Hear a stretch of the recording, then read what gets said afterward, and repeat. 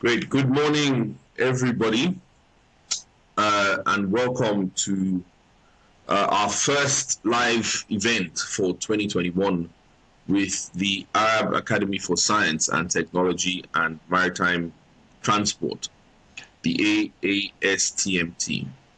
Now, the AASTMT is a specialized organization of the Arab League, and it was founded in 1972, basically to work in fields of education, training, scientific research, counseling, and community service. Today, together with Afreximbank and hosted by the IATF 2021, they will be discussing the role of AASMT in maritime education and training. They'll talk to us about the challenges facing logistics hubs in Africa, as well as provide us with some insights into the integration of African seaports. But before we dive in, just a few housekeeping points from myself. Now, at the bottom of your screen, there are multiple application engagement tools that you can use. All of these tools are resizable and movable, so feel free to use them to get around your desktop space.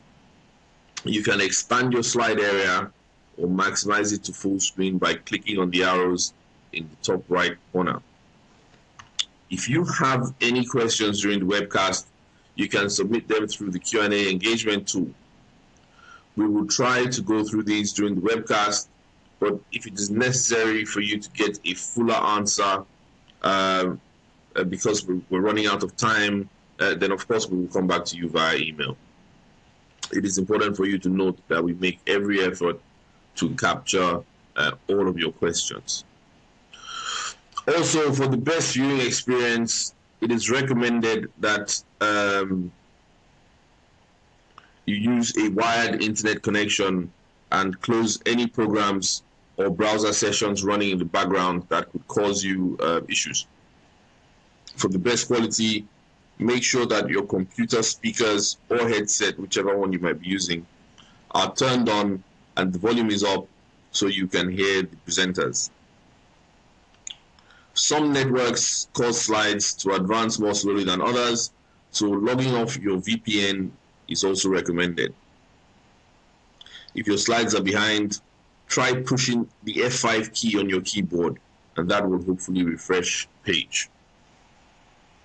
You can find additional answers to some technical issues located in the Help Engagement tool at the bottom of your screen. So, now that we've got that out of the way, allow me to bring on our first speaker for today. We were going to have Oluranti Tohati, who's Director of Export Development at Afreximbank, but she's unfortunately unable to join us immediately. So we'll go straight into the opening remarks by Professor Balba, who is currently Vice President of the AASMT and Asian Affairs Sector.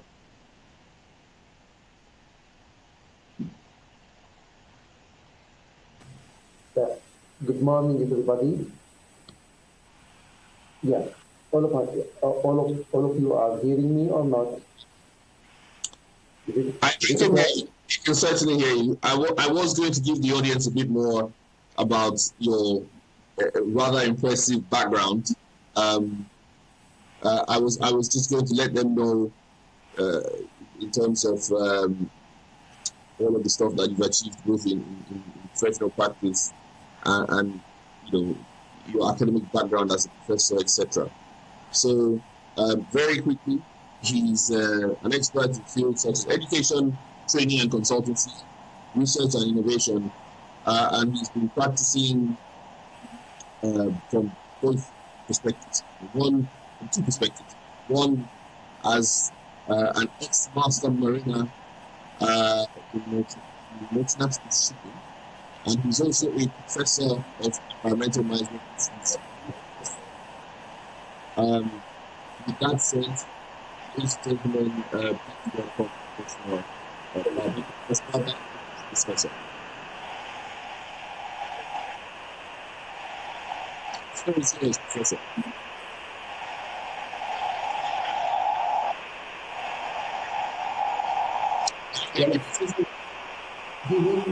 I'm not hearing you well, by the way.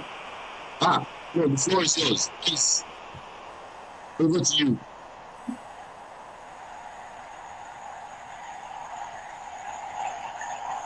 You can start your presentation, sir.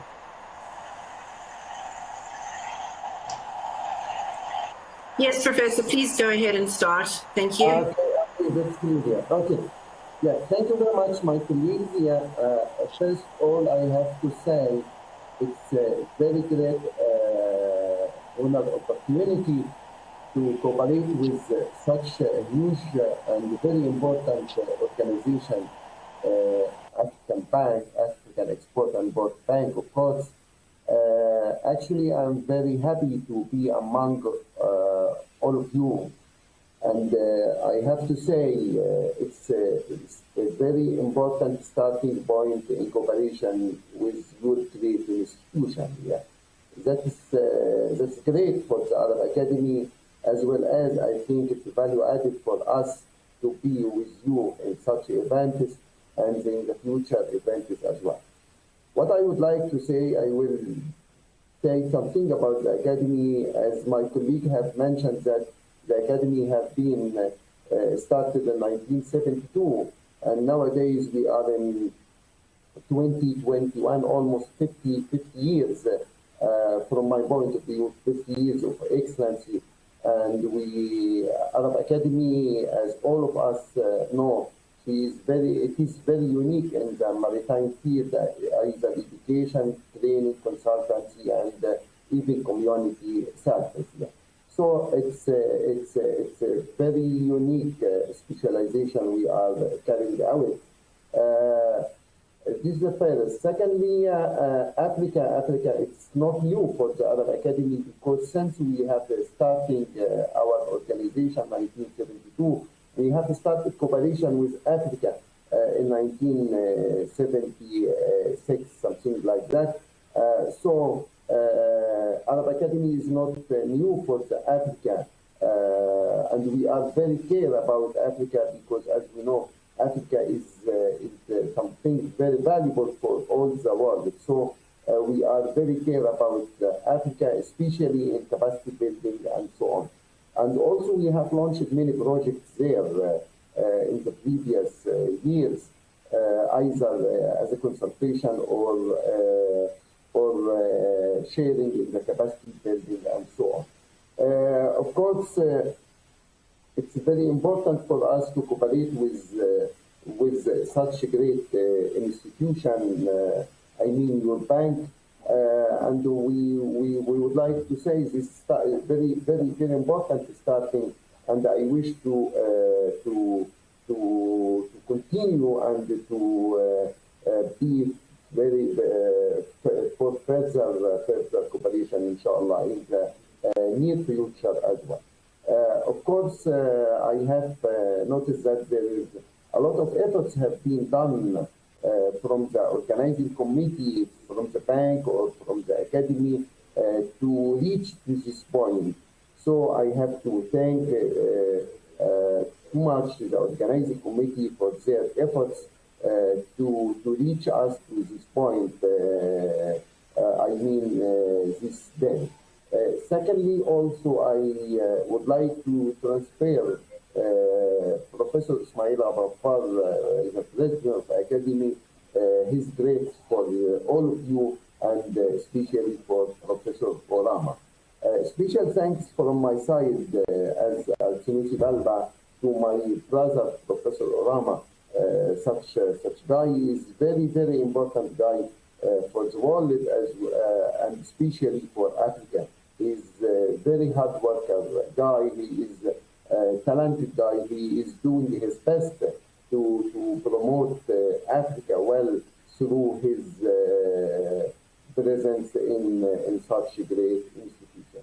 I wish all of you, inshallah, a success day and a very important recommendation. I wish to reach to some important recommendation to be implemented on the ground in the near future.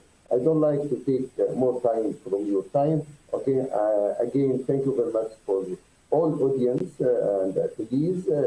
Thank you very much for the bank. Thank you very much for the organizing committee. Thank you very much for our colleagues, either from the bank or from the academy. Thank you very much, and wish you all the best.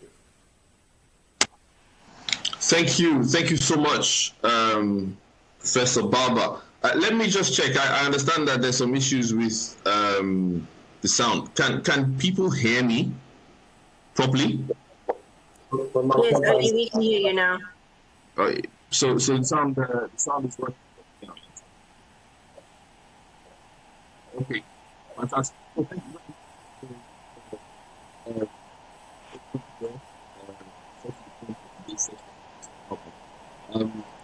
I believe you also have a presentation. Yeah, my brother, I couldn't hear you well right now.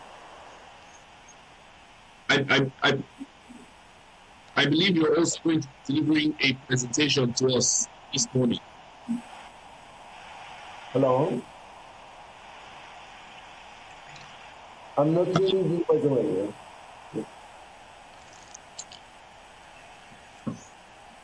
Let me just refresh my sound and see if that helps. Can everyone else hear me? Yes, Odie, we can hear you now. We can hear you clearly. Okay, perfect. So I was suggesting that Professor Baba goes, I believe he's due to present as well. So if he can go straight into his presentation as the next agenda item, should I say. And then we'll do a Q&A session on his presentation afterwards. So Professor Baba, if you are ready for your presentation, the floor is still very much yours. Okay, I'm ready, by the way. Okay, so I can start here. Is it okay? Okay, thank you very much. Good morning, everybody, again. Today we are going to talk about very important topic, which called is role of Arab Academy for Science, Technology, and Maritime Transport, ASTMT in Maritime Education and Training. So this is title of the presentation. Let me go to the agenda or the outline that we are going to talk about here. I'm going to give a brief introduction. Then it's very important to know the challenges facing maritime transport. And also we would like to highlight about the future through the digitalization impact on the maritime transport. And then we will transfer to something which is very important responsibility for the academy. What is the role of the academy in maritime education and training? Of course, we have to consider gender equality in maritime transport because it's sounded nowadays, and also then at the end we will highlight some conclusion and recommendation. Let me start by the introduction. As all of us know, maritime transport is the main gate of the global marketplace. But if we are going to focus on the Africa, the fact that 1/3 of African countries are landlocked countries, which means 30% of the African countries are landlocked countries. On the other hand, African international trade relies heavily on shipping and ports. At the same time, however, there are a lot of challenges faced maritime transport in Africa, as I'm going to mention. Lack of infrastructure, there is a lack of infrastructure. We have to be very frankly, there is a lack of infrastructure, there is port congestion, there is a lack of skills, human resources, inadequate training facilities as well, insecurity, innovation, and technology as well, there is a lack of regulation and the governance and which is very, very important because the regulation could be there, but the implementation of the regulation and the governance of the regulation is not on the ground. So we have to know what is the current situation of maritime education training in Africa. Yeah, it's very important because, as you know, if there is clear care about education and training, you will not build the capacity building. So there is shortage of qualified seafarers. It's very clear. Lack of adequate personnel that can possibly train in the standards of safety. So qualified seafarers, there is a huge shortage. Also, the issue of safety, there is something wrong there. Okay, lack of training ships, simulation equipment, and qualified trainers is a great hardship of African countries as well. What does the sector need? The sector is in need of well-trained and qualified human resources who are in position to improve the quality of service over the ports as well as on board ships. Okay, on the other hand, there is a need to invest. What is the most important investment? Is the most important investment that should be in human resources, as well as the technology for improvement of all African countries. Okay, this figure is a little bit, from my point of view, is important. Sub-regional participation in African Maritime Trade 2019, and we have seen, and it's very clear, North Africa represents almost about 36. Western Africa is almost 27. What about Southern Barket? Because Southern Barket is almost about 18. On the other hand, Central Africa represents about 13, and the eastern part of Africa represents about 6%.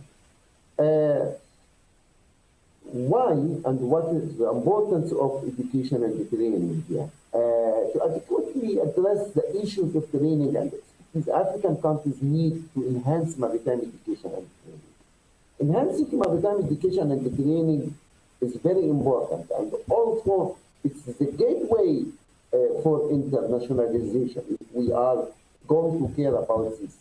What about maritime education and training is a vital in the economy of African continent as well. Maritime education and training availing competent and skilled manpower for the dynamic shipping industry.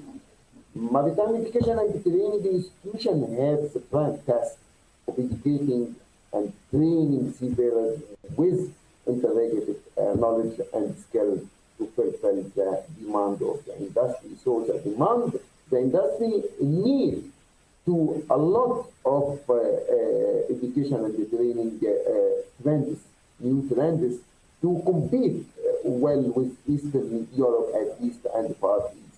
To promote the employment of seafarers, decent working conditions training of seafarers are very essential.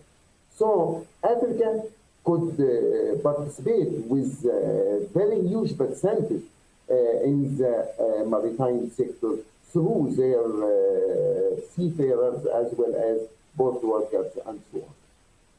Of course, we are facing something was not expected at all, which is COVID-19, but it affects on the maritime sector and also maritime education and training. Hence, the digitalization has came.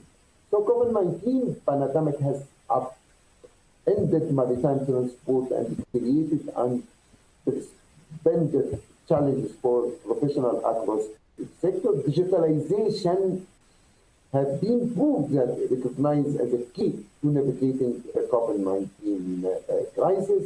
So digitalization and new business opportunities in shipping will bring an increase in demand for qualified professionals, particularly in logistics, information, technology, and the related areas.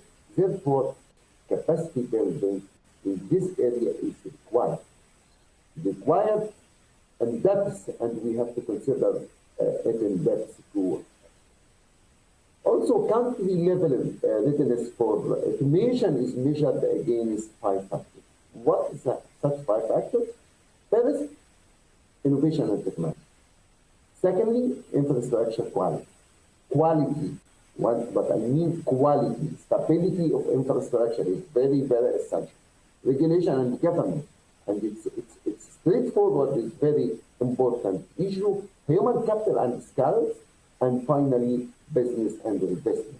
However, there is gap in the maritime sector, automation and technology level puts African countries at a disadvantage, but I'm sure developing countries need to ensure that they will remain competitive and that their seaborne trade will benefit from the improvements that can be achieved by digitalization. So the importance of digitalization is very clear. It only benefit from new business opportunities is the digital economy. So digital economy is not new, but it is very essential to be in the ground nowadays. The corresponding human, institutional, and technological capacity of developing countries should be enhanced at the same rate as technology progress in the industry itself. So, I think maritime transport in Africa needs to address challenges. So, if we are going to address the challenges, we will find a solution. So without facing the challenges, we will not find a solution for our challenge. So challenges facing innovation and technology, infrastructure, quality, regulation, and governance, human capital and skills. And I would like to little bit convert the 5 items to start by human capital and skills, as well as business and investment. So human capital and skills is very essential for any country future or any country present as well. Yeah.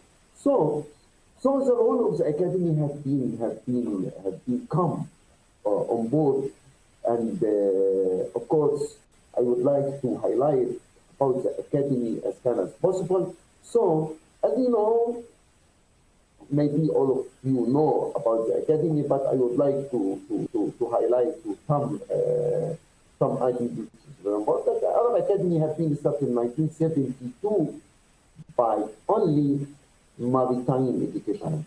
Nowadays, it's completely different. We have almost 12 colleges. Nowadays, today they became 12 instead of 9, okay, because we have started 3 colleges nowadays in life science. So we have added 3.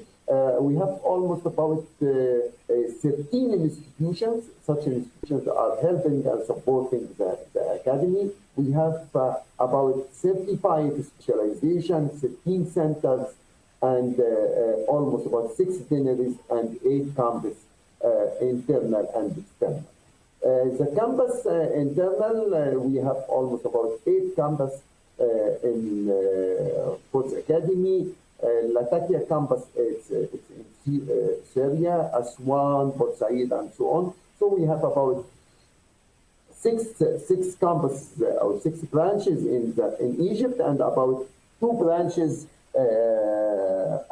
out of Egypt, one on Sharqa United Arab of Emirat, Latakia in Syria, as well as in Saudi Arabia. We have about, as I have mentioned, 12 undergraduate colleges covering more than about 40 different specializations in various scientific fields. International transport, it could be maritime transport and technologies is the first college have been launched. International transport and logistics, fisheries and technology as well. Pharmacy, artificial intelligence, engineering and technology, management and technology, language communication, law, and you can notice something is very essential for our names. Always you will find the technology besides the name in the name of each college, which means we are very care about the implementation and about the graduate, our graduate to be industry oriented as possible. What about as we have seen here, this concerning to College of Maritime Transport. Such college is very essential for the maritime education and training, and also they have their flavors where they are very care about the discipline, they are very care about the quality of education, they are very care about the practical issues and so on. On the other hand, such college have been supported also by some integrated simulator inside the college itself, as well as there is another integrated simulator complex which support as well as the college itself and for undergraduate study, as well as for the upgrading studies for the CET. Also, including the Maritime Excellence Center in the Academy, we have Maritime Safety Institute. Such an institute is always working up to date, and it's working with the seafarers as well as with the oil and gas industry and many other industries as well. Of course, we are very care about the training, so we have which called Sea Training Institute is responsible about the implementation of STCW and IMO conventions requirements for the education and the training. On the other hand, we have maritime upgrade studies. This institute is very essential for the professional and for the industry because it has many specialization, could serve the industry itself. For example, the latest program they have offered is concerning climate change and the sustainability of environment. This one they have offered. Also, they are working with many other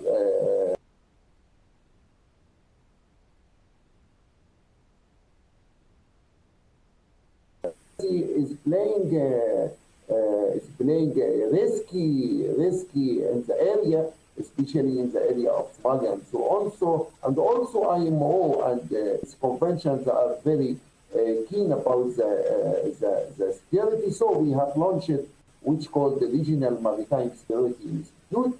This institute offering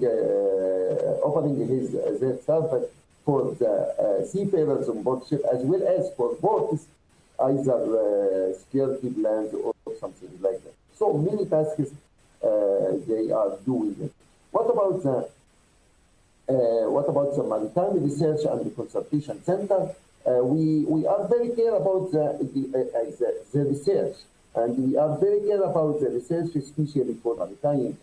For the maritime, so we have what's called the Maritime Research and Consultation Center. This center is serving the industry directly, and they are very professional in for example, for launching master plan for the ports, and also they are doing a lot of studies to solve the industry problems related to the maritime industry. Also, we are very care about the cooperation with the maritime organization. So we have here in the Academy IMO compound because we are the representative of Arab affiliated states in IMO. So we have launched here an international maritime organization compound, which gives us an opportunity to be in touch with the latest always with the International Maritime Organization, and we are carrying out many workshops in conjunction with the Maritime and the IMO, as well as in conjunction with many other organizations. We are very care about the Africa, as I have mentioned. So since 2010, we have established African and Asian affairs sector because we believe hardly in the importance of building capacity and the importance of consultancy. So we have launched such African and Asian affairs sector to be the link between the African countries and the academy itself, as well as to assure that every service provided to the African countries should be in the proper manner. So it's a very important sector, and it plays a very important role in the academy. As you have seen, if we are going to talk about the students, the trainers in the academy, African and so on, they are very important. The sector itself provides many activities, service, and support needed to successfully complete the academic career, in addition to training activities in their field of studies, as well as they are very care about welfare and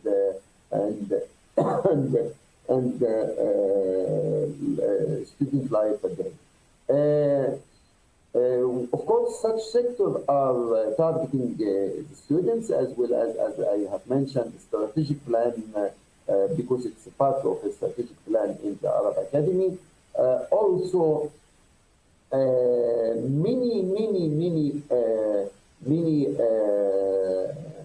many workshops have been, and webinars and programs have been launched to serve the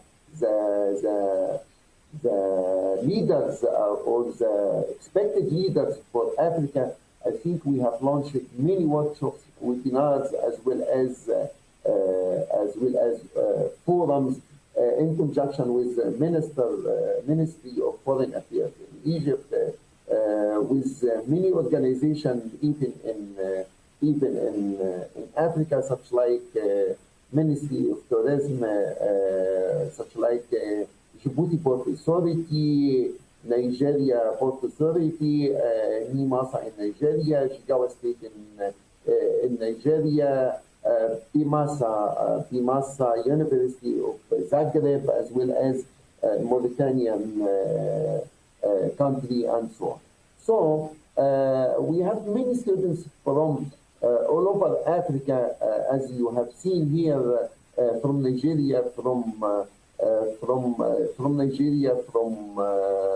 Djibouti, from Ethiopia, from Libya, from Algeria, from Comoros, from Eritrea. So many students are there. Of course, we are very care about the welfare of the African students or African trainers. So we are very care about receiving them even from the first moment in the airport till graduation. So it's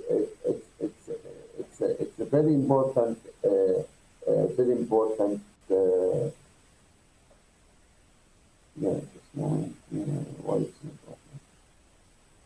So I don't know why it stopped here.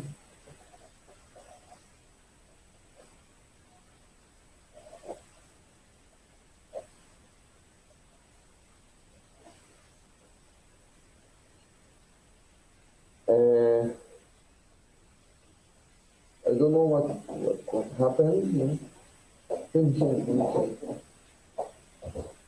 Yeah,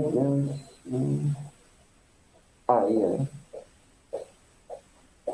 So there is many procedures to assure that the students are doing their tasks in the academy in the proper. So we are very care about our brothers and sisters from Africa who's in need to take their service in the academy. Something is very essential nowadays is gender. Gender equality is very important. Yeah. Pandemic has provided an opportunity to raise awareness of the importance of gender in the maritime sector, including seafaring. By the way, we have almost about I can say more than 100 ladies nowadays are graduated, especially in the maritime education, have been graduated from the academy. Today, women represent only about 2% of the world, almost 1.2 million seafarers. 94% of women seafarers are working in the cruise industry. It is important also to move forward and promote a safe and attractive sector that support the greater engagement of women in the maritime area. So absence of women during the development of education and training system in Africa has had serious implications on gender inequality in education and consequently the source of economic development of Africa. Women lack equal access to maritime education and training through formal and informal processes that denies them access to specific courses such as navigation and particularly maritime engineering. So what is the role of educating and training African women in special? Because it's time to provide opportunities for women to be educated and gain experience in maritime activities. It's very essential to consider this. The education of women is the most effective means for reducing the inequalities between men and women and grant the full participation of women in the socio-economic development process. Also ensuring gender diversity in maritime sector can accelerate progress and efficiency based on research conducted in other sectors of the economy. Increasing women participation within the maritime sector should also boost innovation and organizational performance. I would like to highlight some success stories of our graduates.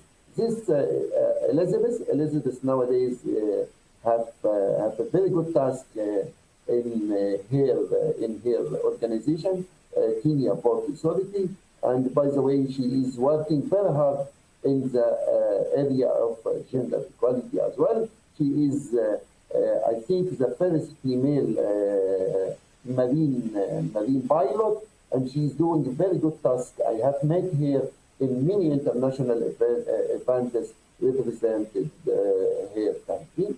Also, very important because this is regarding to engineer Ada Baman, that she is from Nigeria. She has certified as third engineer in 2015. She is doing very good task nowadays on board ships as well as in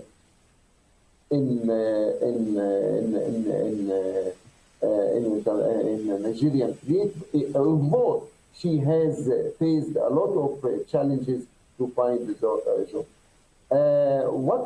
It's very important to highlight about the global experience of Arab Academy for Science and Technology, in which the Academy participated in educational and training projects in different countries from Africa, Asia, and Europe. So those lists have been done through the Academy in many places all over Africa. I would like to assure that Cote d'Ivoire Marine Academy have been launched and consulted by the Academy. Ghana Regional Maritime Academy have been launched and consulted by the Arab Academy. Nautical College in Nigeria as well. So also there were a good cooperation between the bank and cooperation. Also, there are many postgraduate diploma have been delivered to in international transport and logistics for many countries, almost about Angola, Indonesia, Ghana, and so on. So we have done a lot for Africa. We have graduated for almost about total number about 441. Also for Master of Science, we have delivered about 31 graduate meals and engagement from 9 countries as well. Of course, we have as well for many nationalities in such area. So the Arab Academy is doing its best it's a hard job to be up to date. We are working very hard nowadays on digitalization and to upgrade our education and training. Of course, Arab Academy offering a lot, and also we are on board because especially to help and support our brothers and sisters in Africa. I don't like to waste your time more and more. Thank you very much for your attendance, and I'm ready to receive any questions. Thank you very much, my colleagues. Thank you so much. Thank you, Professor, for those extremely enlightening insights into the opportunity for Africa to increase its global share, or its share, should I say, of the global maritime economy by leveraging all those things you mentioned, including obviously enhancing human capital and also leveraging digital solutions, etc. I think it's pretty clear to everybody listening that you know, the challenges that you've highlighted can be overcome where there's collective willingness of the various stakeholders, and I think that is where the relationship and collaboration with Afreximbank is born off. So I think we've had a quick look. Just because of time, any questions to the professor can still come in, but we'll probably have to respond to them in detail after the session itself. So at this juncture, I'd like to bring in Ms. Oluronti Doherty, who is the Director for Export Development and also Acting Director for Project and Asset-Based Finance at Afreximbank, to give us our opening remarks. Ronti has worked for around 17 years in financial services, and you know, is very experienced both in sort of corporate banking, but and working in international development finance. Ronti holds a degree, a master's degree from the University of Leicester in the UK, where she scored a distinction no less, and also a degree in accounting from the Olabisi Onabanjo University of Nigeria in Ogun State. She is also a fellow of the Institute of Chartered Accountants, ICANN. Without further ado, Ronti, I'll pass the floor over to you. Thank you, Odi, for such a warm welcome. And good morning to you all. Thank you for having me deliver the opening remarks, the welcome remarks at this session. I would like to say a good morning to Professor Balba, and thank you for the detailed presentation on the Arab Academy for Science and Technology and Maritime Transport activities. I want to say a warm good morning and warm welcome to distinguished members of the Arab Academy for Science, Technology and Maritime Transport, and then, of course, my colleagues from Afreximbank. Ladies and gentlemen, a very good morning to you all once again. It is my pleasure to welcome you to this webinar, which is focused on towards the development of maritime transport in Africa. As you may know, maritime has been introduced into the bank's Intra-African Trade Fair, the 2021 version, the IATF 2021, as one of the thematic pavilions. This is because maritime, plays a big role in the movement of goods across ports, and therefore, is vital to facilitating trade, intra-African trade, which is an integral component of the African Continental Free Trade Area. The Arab Academic for Science, Technology and Maritime Transport is a key player in the maritime industry and has a large following in Africa, in Asia, and in parts of the Middle East. Therefore, the IATF 2021 has partnered AASTMT to assist in mobilizing exhibitors and sponsors to ensure the success of the Maritime Pavilion at the Fair. This webinar is the initial step in mobilizing these exhibitors by highlighting the partnership between IATF 2021 and the Arab Academy for Science, Technology and Maritime Transport. We believe that it will provide information and awareness about the event. This webinar will begin, as you have rightly had with the role of the Arab Academy for Science, Technology and Maritime Transport in maritime education and training. Professor Balba has been so gracious to provide you with information of what they've been doing with regards to education and training across the continent and support of African countries and in promoting African maritime generally. So ladies and gentlemen, I would not want to belabor this too much. I'm sure Professor Balba has explained to us about the leading role that the institution is playing, over 45 years experience in providing excellent education training and research in maritime transport in Middle East and North Africa and even to the entire region, and how Africa has been a major focus of the Institute since its establishment in 1972. In particular, the Arab Academy for Science, Technology and Maritime Transport targets to excel in the provision of quality education and research capacity building to African countries. And because of this, as you heard Professor Balba say to us just a few moments ago, they established a sector which focuses on African and Asian affairs. This webinar will therefore discuss challenges facing logistic hubs in Africa, and with the help of the Arab Academy for Science, Technology and Maritime Transport, we will seek to provide insights into how we can, resolve these challenges and integrate African seaports to facilitate the successful implementation of the African Continental Free Trade Agreement. Ladies and gentlemen, as you may know, the commencement of trade under the African Continental Free Trade Agreement was achieved on 1st January 2021, and the role that maritime industry will play in ensuring a full African integration through the seaports is very crucial.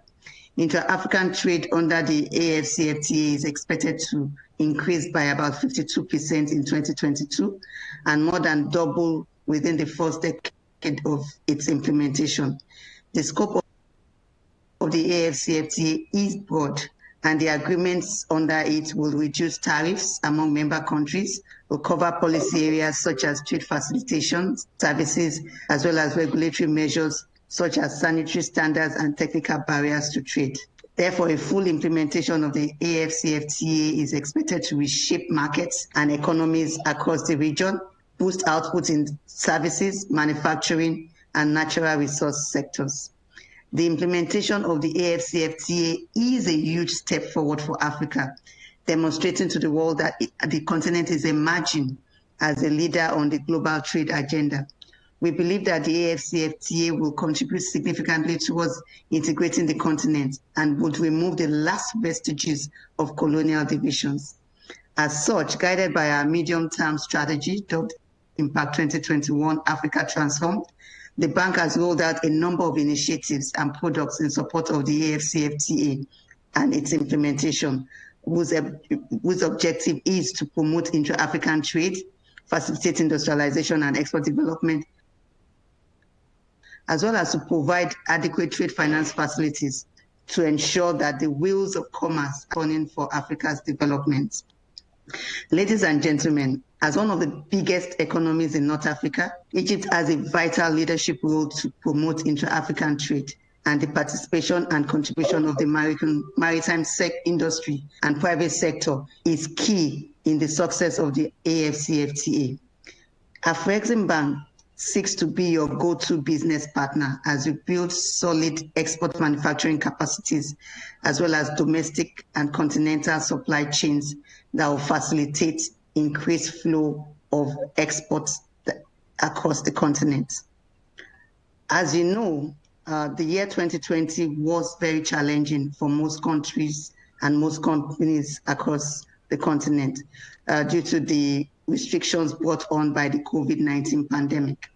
But the bank decided to take a proactive approach in developing and promoting various products to ensure that the wheels of trade keep on turning across the continent.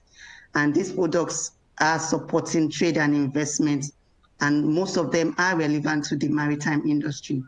My colleagues will take you through some of these trade facilitation and finance products that the bank places at your convenience. Some of these products include the Merchant Marine Facility, the Intra-African Investment Guarantee, the Afri-Exim Bank African Collaborative Transit Guarantee Scheme, the Export Trading Companies Initiative, the African Quality Assurance Centers that we are developing across key member countries, including Egypt, the harmonization of standards with the African Standards Association, the trade carrying infrastructure, where we are undertaking some studies to identify key trade carrying infrastructures that are important to facilitate intra-African trade. These and others are among the products and facilities and services that the bank is placing at your disposal. And as I mentioned, my colleague will delve more into this later. In addition, it is worth mentioning that the Intra-African Trade Initiative Department of the bank is undertaking a study on the maritime industry in order to be better placed to develop more tailor-made trade facilitation and finance solutions to meet the maritime industry's needs and expectations. Apart from all this, the Export Development Department of the bank has also been charged to develop a blue economy financing program. As you are aware, blue economy is referred to as ocean or maritime economy, and is a concept which simultaneously encourages social inclusion, environmental sustainability, strengthening of maritime ecosystems, transparent governance, as well as economic growth and development. And if you look at Africa, most of the Africa's seas and oceans today represent major assets with the potential to accelerate the development of most of the economies. According to the African Union, 90% of Africa's imports and exports are conducted through the sea. The African Union has also recognized the importance of blue economy and have included it in its Agenda 2023, which is a blueprint for the development of the continent for the next few decades. It is based on this that the bank is actively developing a blue economy financing program, and we will be willing to share it with your members as soon as we are finalized on this. Ladies and gentlemen, let me also take this opportunity to mention that we will have an Intra-African Trade Fair activation towards the end of this webinar. The bank pioneered the establishment of the IATF, which is the largest go-to trade and investment fair on the continent. The first edition of the IATF was held in 2018 in Egypt, and it attracted over 2,500 conference delegates and over 1,000 exhibitors from 45 countries, resulting in over $32 billion worth of trade investment deals. The trade fair has now become a biennial event, with the second edition holding in Kigali, Rwanda, during the 6th to 12th September 2021. We look forward to having the Arab Academy for Science, Technology, and Maritime Transport participating and joining us on the fair. Like I said earlier, the bank has, also launched the Intra-African Virtual Trade Fair, commonly known as the IATF Virtual.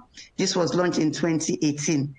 It not only mimics the physical trade fair, but during the IATF, it would allow those that are not able to participate in the physical trade to do so virtually.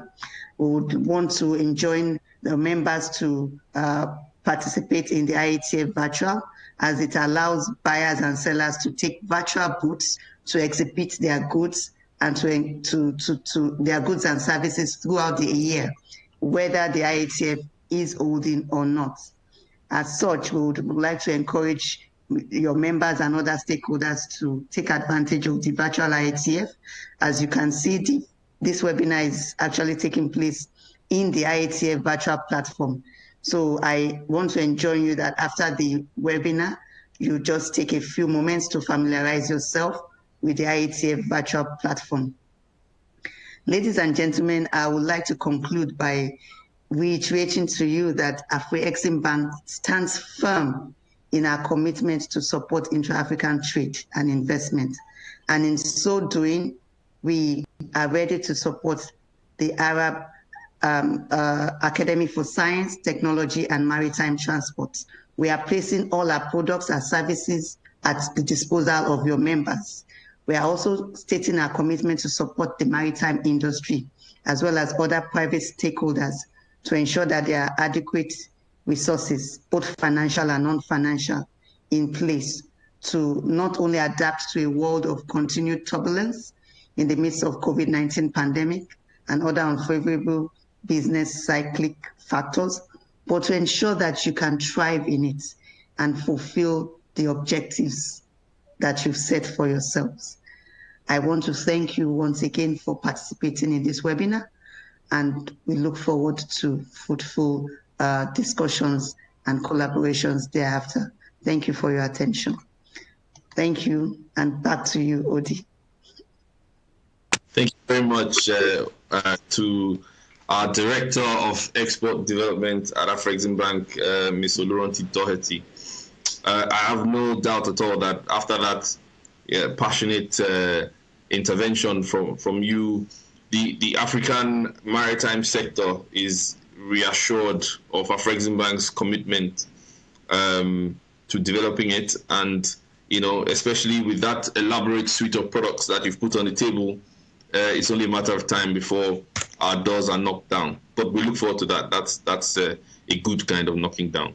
So I'll move on very quickly to our next presenter, who is Dr. Yasmin El Meladi, and she will be talking to us about logistic hubs in Africa in terms of challenges and opportunities. Dr. Yasmin is a PhD holder in logistics from the Molde University College, Norway, where she earned, as I said, a PhD. She also has 2 postgraduate diplomas, one in international transport and logistics, which was in fact conducted jointly with the Arab Academy and the Norwegian Shipping Academy in Oslo. And in addition, an international trade and logistics diploma from the Norwegian School of Management and Shipping. She is currently head of external affairs and research at the African and Asian affairs sector. And in addition, she's also a lecturer at the Arab Academy for Science, Technology, and Maritime Transport. Without further ado, I will hand the floor over to you, Dr. Yasmin, for your presentation. Thank you. Thank you so much. And good morning, dear ladies and gentlemen. It's my pleasure to be here and to participate in this event. It's our honor and pleasure to be with the international to attend the International Trade for African Affairs in cooperation with the African Bank for Export and Import. So today I'm going to discuss about the logistics hubs in Africa. What are the challenges? What are the opportunities? And what is the current situation? So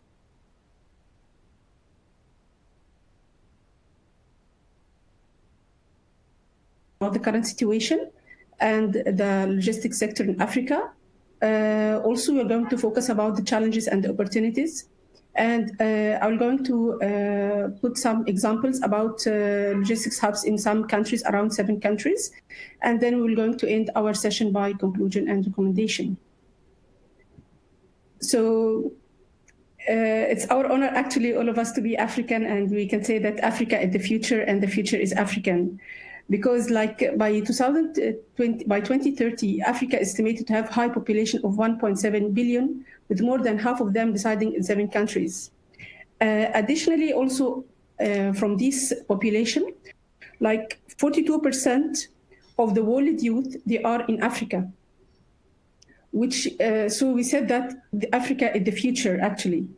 It's expected to have a combined consumer and business spending totaling of 6.77 trillion. We have a very huge retail market, and there is a demand for transport, which is derived from demand of trade. And this also importance of logistics. So we can see here that logistics infrastructure is a fundamental pillar. So in order to be able to move the goods from one place to another, from one country to another country. As we can see here, these are the top African countries among the world's fastest economies in 2020. And as we can see here from this figure, that 7 countries are from Africa, starting with Ethiopia and then Uganda, Ivory Coast, Egypt, Ghana, Rwanda, and Kenya. And actually in 2020, half of this year was during the pandemic. So there is a lot of growing in the economy among African countries. However, there are some factors which hinder this economic development and which limited the attractiveness of African countries. I mean the trade among the African countries. As because of the problem of weakness of transport infrastructure, we can find a lot of disparity between road and rail and ports. They are not connected, and some of them are not connected together, and some of them they are not having the same structure that they can complement each other. Also, we have a problem of the high transport cost, and as we know that transport cost is constituted of about 40% of the total price of the product. So if you can reduce this cost, we're going to have a competitive advantage in the price of the final product. So actually, high transport cost is considered as very obstacles for transportation, for export and import in African countries. Also, we have a problem of the customs regulation. Sometimes there are bureaucracy and red tapes and overhead expenses, which will try to reduce these costs in order to facilitate the transportation from one country to another. Among the factors or among the challenges that hinder the economic development in Africa, like the institutions and regulations, the administration cost is very high. Maybe as we are going to see during the coming slides, the cost between the neighboring countries is much more higher than the cost between 2 countries in different continents. Also, we have lack of intra-stability. Some countries in Africa suffer from violence and strikes and turbulence. So these actually also act as a hinder or obstacles for the economic development. And finally, the weakness of the intra-regional integration. There is a tension between some countries, which of course will impact negatively on the trade between them.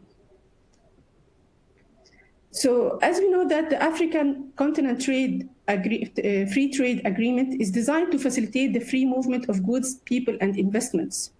And this actually trade agreement is used to, it's aimed to cutting the tariff by 90% and harmonizing trading routes of regional and continent level in order to facilitate more the transportation, to give more facilitation and to try to reduce the obstacles that we have mentioned in previous slides.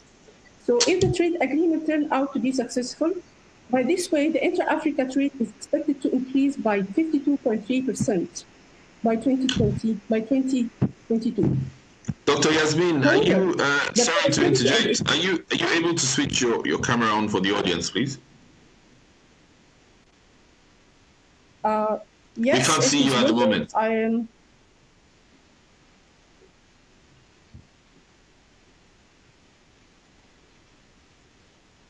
Like now? It's okay now? I can't see you yet. Is anyone else able to see Dr. Yasmin? No, I can't see her. Yasmin, it was working this morning. Did you turn it off? No. Okay. Okay. I mean, please carry on. I mean, it would be ideal for the audience to be able to see you, but if the technology is not cooperating with us, then I think we can carry. I can't see you yet. No.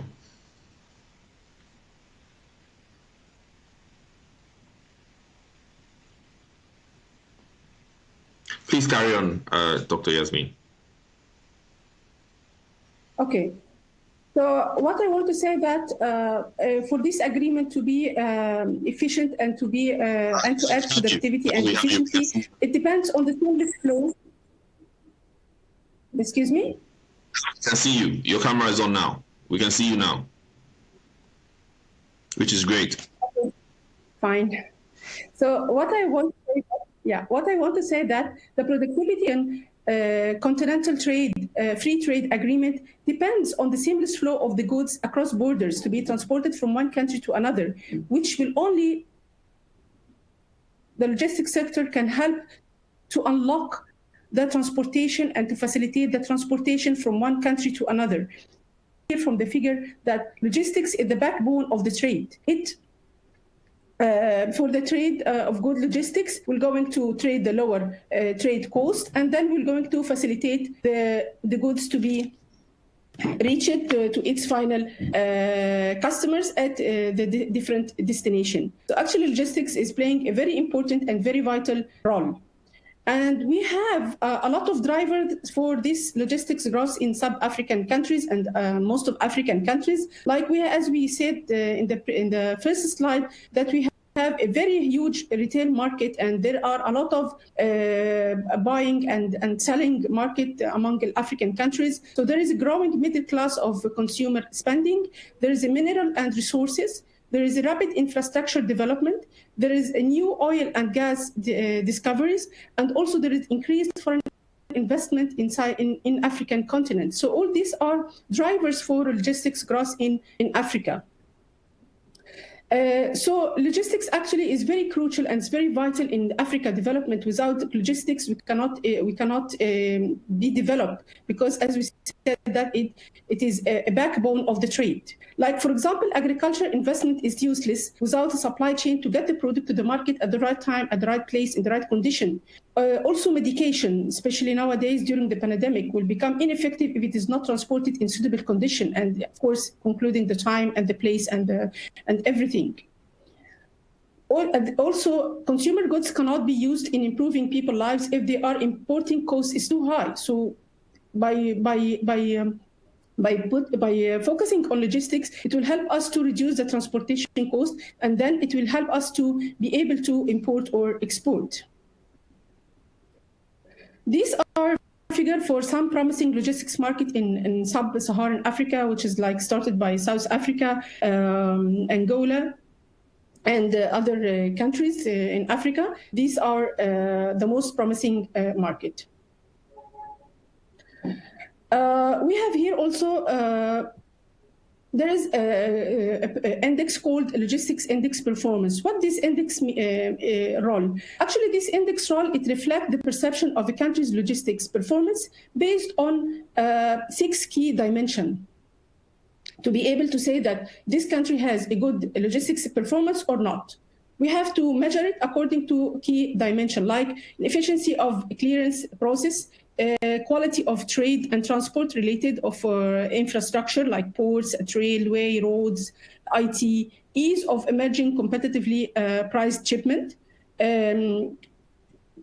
compliance and the quality of logistics service, ability to track and trace consignments, timeliness of shipments. So all these are 6 key dimensions in order to measure the logistics index performance in country or region.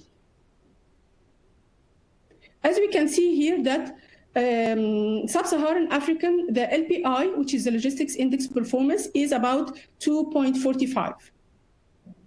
And if you can see here during the map of African continent, some countries like in South Africa is greater than 3. And some other countries is between, the average is between 2 and 3. Based on the criteria that we have said before. So logistics competitiveness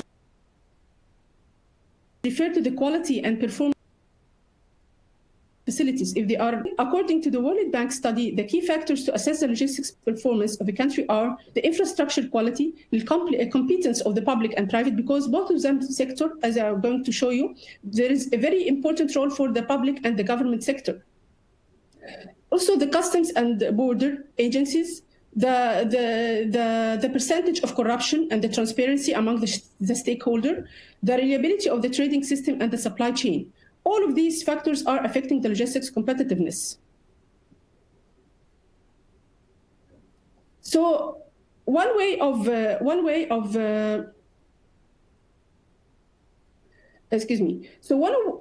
to increase this logistics competitiveness is to creating or establishing logistics hubs.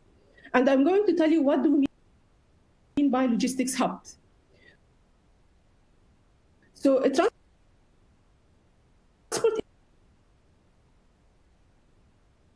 infrastructure is an essential requirement for the movement of products, whether the commodity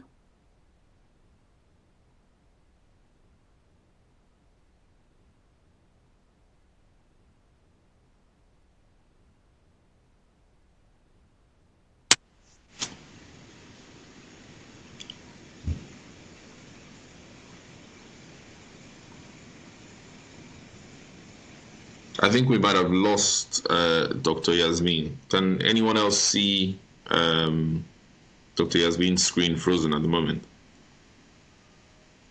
Yes, I can see it's frozen. Okay, maybe. Dr. Yasmin, can you hear us?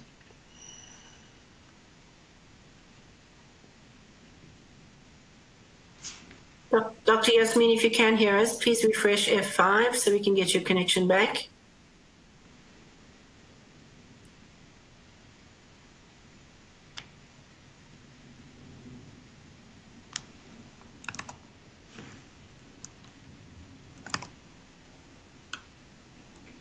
Okay, perhaps as we have now lost Dr. Yasmin, and while she gets her connection back, in the interest of time, perhaps we can move on to the next presenter, who is Mr. Ayman El-Zogbi from Afrexim Bank, my colleague and brother Ayman. He does have 16 years of banking experience, having worked for a number of multinational and state-owned commercial banks in Egypt across various functions, the last one being as head of investment banking at Alex Bank. Ayman joined Afrexim Bank in 2015, and in his current role, he complements the bank's efforts in implementing its intra-regional trade growth strategy. This morning, Ayman will be talking to us about some of Afrexim Bank's product solutions targeting the maritime sector. Ayman El-Zogbi, over to you, sir.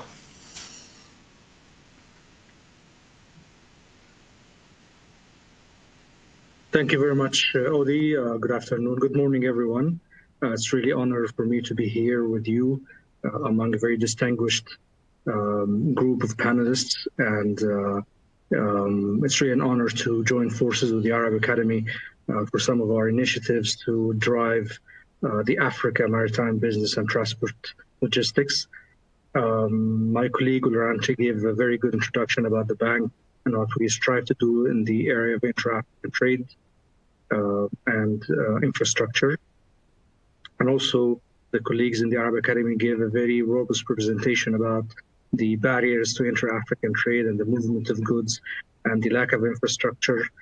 And we really realized this at Afrexim Bank, and that's why we rose up to the challenge and decided to make some interventions that can transform the current situation into a better position for all of us.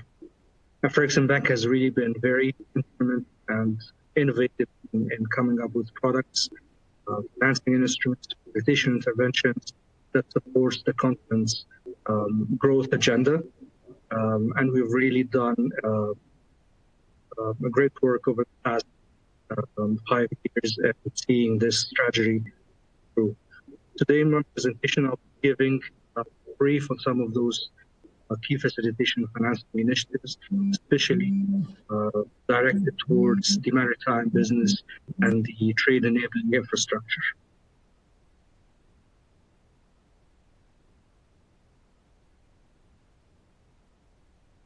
So let me start by the Africa position in the Logistics Performance Index. As you can see from this map, the colors, Africa ranks very poorly among the world in the Logistics Performance Index. While the logistics provides a network of services that support physical movement of goods within and cross borders, it is a $4.3 trillion industry. In Africa, 38 of 55 African nations are either coastal or island states. Africa has a coastal line of 30,725 kilometers and 90 major ports. Yet, African countries pay 40 to 70% more freight on imports due to poor infrastructure, high cost of insurance, piracy, low vessel owning capacity, and poor ship connectivity. There's also a need for advocacy to cut the bureaucracy and improve efficiency at ports, cost of insurance, and turnaround time. For example, it takes 1 to 2 weeks before the ship is cleared to sail in some port. Marine transport accounts for more than 90% of Africa's external trade and more than 90% of its import are seaborne. However, Africa handles only 6% of global seaborne traffic, with 6 ports being Egypt, South Africa, handling 50% of this volume. So as you can see clearly, the challenge and there's a lot of work to be done in this space. Realizing that and giving our ambitious and robust strategy to promote regional integration and intra-African trade and investments, which is the arrowhead of bank's strategy, Africa Transformed. I will give a bit of background on our intra-African trade strategy and the pillars that is hinging on. The philosophy behind our intra-African strategy hinges around 3 main pillars: create, connect, and deliver. Create, facilitate the capacity for expansion of production and processing capability. Connect is to identify key institutions and agents and connect them along the whole value chain. And deliver is to invest, finance, means of carrying goods and services throughout the continent to deliver efficient and cost-effective distribution channels. Specifically with regards to the maritime and transportation sector, the bank will partner with regional institutions to finalize development of sea links projects. We will also seek support development finance institutions to develop continental, sub-regional road rail networks. We work towards expanding the availability of rolling stock to be used in carrying goods on available rail networks. And given there is a limited availability of warehouses across major market centers, we intend to work with export trading companies and leasing companies and property development companies, finance the construction, storage infrastructure as warehouses across Africa. And we're currently partnering with Egypt on the Kusur project to help achieve the Egyptian strategy to promote its Egypt-Africa trade, especially with the East. The bank will also work with partners to resolve regulatory and policy issues, to improve administrative procedures, efficient border logistics, customs, regulatory environments, harmonization of standards, confirm with international and regional regulations to help promote intra-African. I'll give you an idea about some of our facilitation initiatives in this regard. I will start with the export trading companies. We have a very robust strategy to support export trading companies. There are many producers in Africa that cannot export on their own, either lacking the capacity or lacking the experience to do so, or lacking the market information. We understand that through export trading companies, many of those produced commodities and services can be exported into other African countries, as an ETC plays a major role mediating between producers and consumers across multiple jurisdictions. That's why we have developed a strategy in 2019. We have developed a regulatory framework of the ETCs, and currently we're engaging a number of ETCs across the continent to achieve this. Other important initiative is the Afrexim Bank African Collaborative Transit Guarantee Scheme. Given that 32 countries landlocked and 15 of them are in Africa, we thought of coming up with a unified collaborative transit guarantee to ease the movement of goods across the borders in the countries. As there is no single transit bond to facilitate indirect trade, for example, and also there's a lot of time and lagging in clearing goods in the borders of African countries. That's why we came up with this. single transit guarantee that will be standardized across the continent and will be accepted by many of the countries and regional RECs to help ease the movement of goods. We have recently concluded the negotiations and signed the agreement with the TMESA, and we'll be commencing issuing the bonds very soon. We're also working with the ECOWAS to do the same as we did. The border infrastructure. We understand that many of the African countries lack proper border infrastructure to deal with clearing of goods and transportation logistics. So they are providing financing as well as trade facilitation services to support the establishment of border infrastructure, such as one-stop border ports, single windows, truck stops, cargo tracking, warehouses, logistics platforms, etc. Also, to mitigate one of the main obstacles of regional integration trade, we're doing some policy advocacy and interventions, harmonized standards across the African. So we're working with the African Organizations for Standardization and the African Union to develop what we call the African Quality Policy to improve the quality infrastructure on the continent and promote harmonization of standards. It will be used for the advocacy work that the bank is doing in terms of facilitating the development of national quality policy, which will complement the work that the bank is doing with the establishment of Africa Quality Assurance Center. Also promoting the adoption of electronic sanitary and measures to expedite clearance of goods. As you all may be aware, harmonization of trade standards will facilitate removal of non-tariff barriers, implementation of the TPP and SPS annexes under the DFTA agreement. Trade carrying infrastructure. Many of us know, and my colleagues in the Arab Academy have presented that one of the major obstacles to African trade, the lack of proper infrastructure in the continent, whether in roads, railways, ports, or airports. So we've made a study, and we realized that Africa's infrastructure needs are estimated between $130 to $170 billion a year, with a financing gap in the range of $70 to $110 billion. Also, informal trade contributes a very large percentage in the overall trade in Africa. So our intervention may include both hard infrastructure such as roads, rail bridges, ports, and soft infrastructure such as one-stop border posts, warehouses, cold chain storage, jetties, ferries, logistics platforms, and ICT solutions such as single windows and electronic cargo tracking. We work with our partners around the world, other KPIs and other commercial banks to mobilize resources required to finance these projects, to facilitate the intra-African trade, also in line with the AFTA. We're also working with our major companies across the continent, those large corporates, the Intra-African champions, to support the competition regulations. Some of the financing instruments we use to support the maritime sector and the transportation include a very important financing program that we developed very recently called the Merchant Marine Facility.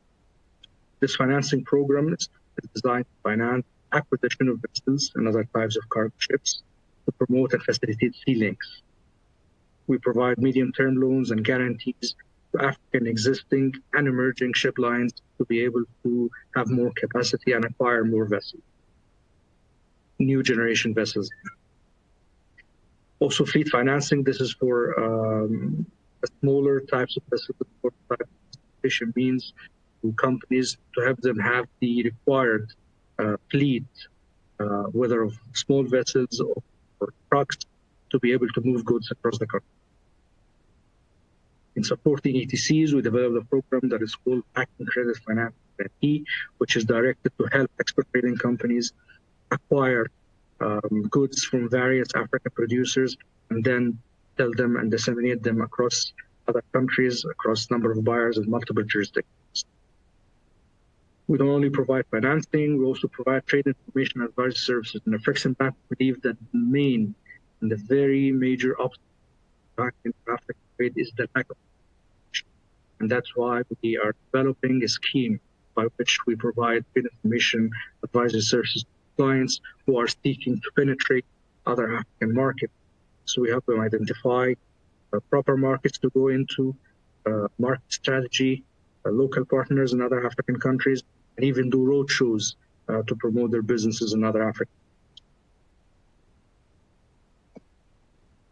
Other financing instruments would include global facility, intra-African investment, and intra-African investment gap. Realizing that intra-African trade is low, well, intra-African investment is even lower. So we try to provide financing to big corporates in Africa to make them move and invest in other African countries by providing the required financing for equity injections or acquisition costs, or providing the guarantee to help de-risk the opportunity for Africans to make those investments. We also provide what we call a global facility to the intra-African trade channel, where we understand that those companies operate across multiple jurisdictions, and that's why we developed a global facility, which is a multi-purpose facility that supports the business of those companies simultaneously in multiple jurisdictions and in multi-purposes.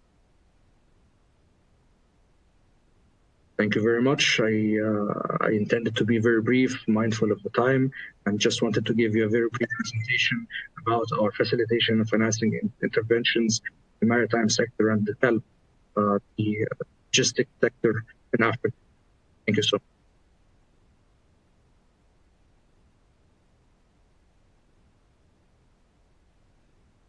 Over to you. Thank you, Ayman. We always intend to be brief, but with African Bank, there's always a lot to say. So we wouldn't hold that against you. So some potentially sobering statistics in terms of the current state of intra-Africa trade. But as you rightly pointed out, Ayman, African Bank is always determined to rise up to the challenge and change that narrative. And that is why we've gone out of our way to develop not just classic financial tools of intervention, but we're also doing other facilitation type work, like some of the stuff that you highlighted around export trading companies and the transit guarantee scheme. So thank you very much for that, Ayman. Our next presenter is Dr. Mohi Eldin Mohammed El Saya. I hope I have said that remotely correctly. Who will be talking to us about the integration amongst African seaports. Dr. El Saya is a professor of port economics and operations management. He is currently the dean of the College of Maritime Transport and Technology, and also the director of the technical office for maritime transport affairs at the Arab Academy for Science, Technology, and Maritime. He had previously worked as a merchant marine officer on board general cargo and container vessels, United Arab Shipping Co., and on board bulk carriers, amongst others. He holds a PhD in port economics and operations management from the University of Huddersfield, United Kingdom. Dr. El Saya, I'll hand the floor over to you now, sir.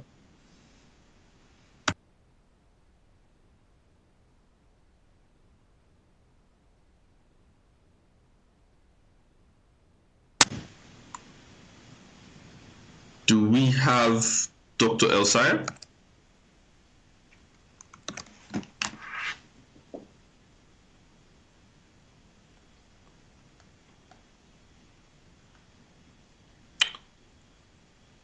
Can everyone hear me?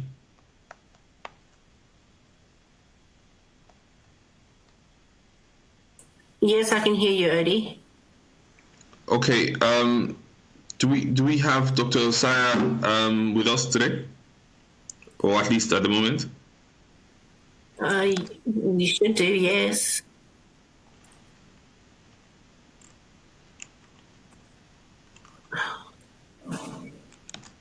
Dr. Osaya? Okay. He's probably having issues with his connection, but I'm sure once he's back on, he'll join us and he'll be able to deliver his intervention at that point. While we wait for Dr. Osaya, shall we proceed to the next agenda item, which is around the IATF, right?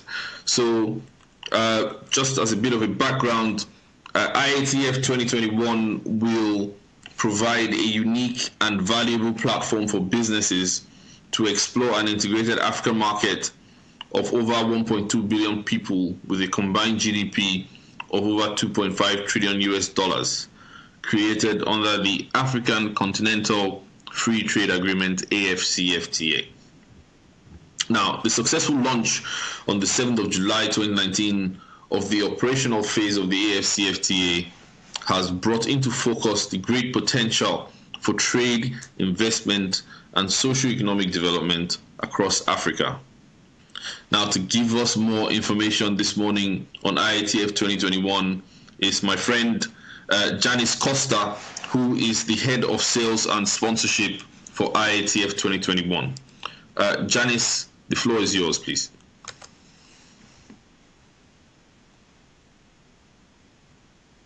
Thanks, Oli. Good morning, valued guests. My name is Janice Costa, as Oli had introduced me. I'm Head of Sales and Sponsorship for Intra-Africa Trade Fair.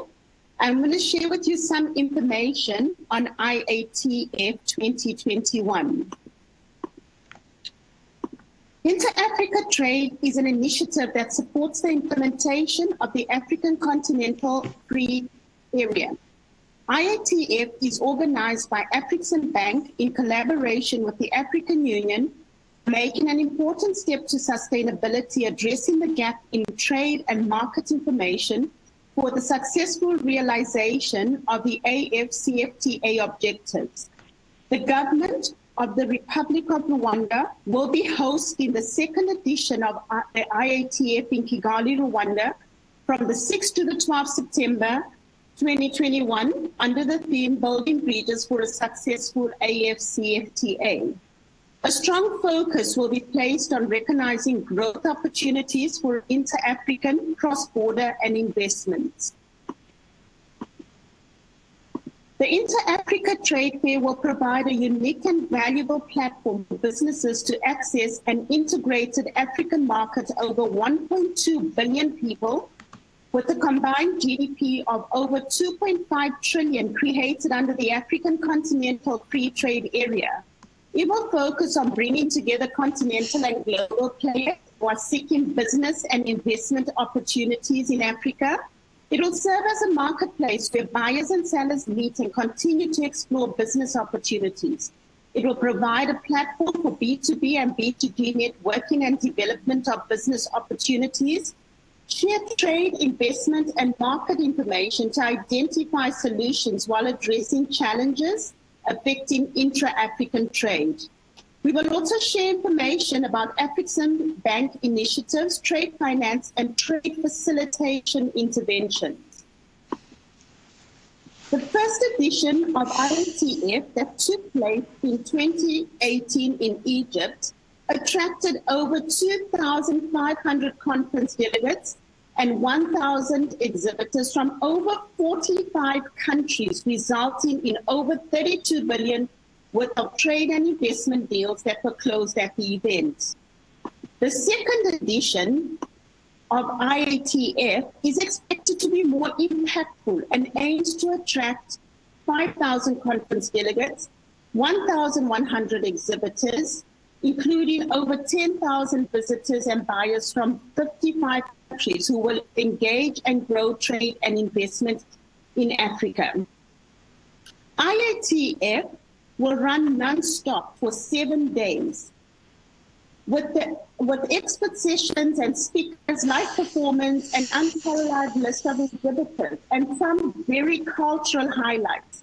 The key components of the second edition include the exhibition, Trade and Investment Forum, Creative African Nexus Program, our IATF Virtual Country Days, B2B exchanges and B2G exchanges, IATF Youth Startup Program, IATF Automotive Show. The exhibition will be a hybrid event that will consist of a B2B and a B2G and a B2C component. The exhibition will be offering exhibitors opportunity to showcase their goods and services, as well as provide a platform for countries and companies to identify credible partners that can facilitate foreign direct investment flows necessary for expanding Africa's productive capacity. The exhibition covers multiple sectors and will run for the full 7 days, covering speed networking, matchmaking, hosted buyers program, workshops, and many more. A core element of the exhibition involves the hosted buyers program. African buyers from key sectors will be hosted to ensure the scheduled meetings are arranged with exhibitors, resulting in business deals. An online business matchmaking program will be set matching buyers and exhibitors, Our Trade and Investment Forum will be a 4-day conference and will feature leading African and international speakers and a variety of sessions dealing with African trade and investment. Specifically, the conference will feature dedicated sessions on trade and investment opportunities under the AFCFTA, and will also include training workshops covering exporting standards and marketing. The IATF conference agenda will focus on the theme, Building Bridges for a Successful AFCFTA, recognizing the growth opportunities for inter-Africa trade, cross-border trade and investment. Our very exciting Creative African Nexus program, CANNEX as we call it now. If you did not know, the creative industry generates approximately 2.5 trillion in revenue every year around the world and employs over 29 million people, highlighting the importance and affinity for arts and creativity throughout all nations. Creative African Nexus at the Intra-Africa Trade Fair will be a unique showcase and celebration of Africa's vibrant creative heart. It will include a focus on music, film, fashion, arts, and craft. Creative Africa Nexus Summit, a dedicated creative industry exhibition, a deal room. Creative Impressions will also feature. The program will showcase the creative Africa economy over 7 days. Another component to IATF is our Country Day. We have invited countries to bid for the Country Day feature. There will be 6 days available. The first day is dedicated to our host country, Rwanda. And this is where selected countries will have the opportunity to showcase their trade, investment, tourism, and cultural opportunities. We also have other countries that have taken up the Country Days, and that is Nigeria, Ghana, and Ivory Coast. The IATF Automotive Show at this year is going to be extremely exciting. This is a high-level initiative and is mobilizing the African automotive sector by focusing on the development of the automotive manufacturing supply chain across Africa. The forum, hosted by African Association of Automotive Manufacturers, is a significant milestone in inter-country cooperation to build manufacturing in Africa. It will attract CEOs and senior industry executives from the top African automotive and part manufacturers. The program will include a dedicated automotive exhibition area, networking, B2B, B2G, and automotive workshops. Another exciting addition to IATF is the IATF Youth Startup Program. We will have a dedicated pavilion for the youth startups in Africa, where they will be showcasing their goods and services. IATF will provide opportunities for matchmaking with venture capitalists, entrepreneurship training, networking amongst the youth, and other delegates. Our IATF platform, which you are now, enables virtual participation by buyers and sellers in the trade fair as a 365 24/7 platform, reigniting economies and allowing intra-African trade to continue. The IATF Virtual has virtual booths, hosts webinars, and facilitates virtual engagement between buyers and sellers. IATF Virtual is an innovative and cost-effective platform to promote, educate, and sell your products and services to a larger audience of key players. Benefits for a small investment with big returns. IATF Virtual brings together exhibitors and visitors from all sections. We also got our exciting merchandising and a marketplace, and this is an opportunity where you can actually purchase your official IATF merchandise, as well as an opportunity for exhibitors to use the platform through the IATF marketplace to sell your products. We currently communicate in IATF through various communication channels across multiple continents. The campaign includes ongoing promotions about various components of the event through media buying platforms, including TV, digital, social media, the IATF virtual and networking engagements through live events across the world. How can you participate in IATF after all that information? You can either sign up for a virtual trade fair booth, and that will cost you $750 per annum, and that is a full 12-month exposure. Or you can sign up for an exhibition booth in Kigali and join our Maritime Pavilion. You may register as a visitor or delegate. You can do that online, and registration for that is free. Or you can sponsor the event. So there are various opportunities for you to take advantage of through IATF 2021. You can get your brand associated with a captive audience who could be your next big business idea. As a partner, you will benefit from branding rights, access to over 1,000 buyers, 1,100 exhibitors, 10,000 visitors. IATF is the only platform where you will have the access to meet the 55 African governments, qualified global hosted buyers and investors. We really thank you for taking part of this event today.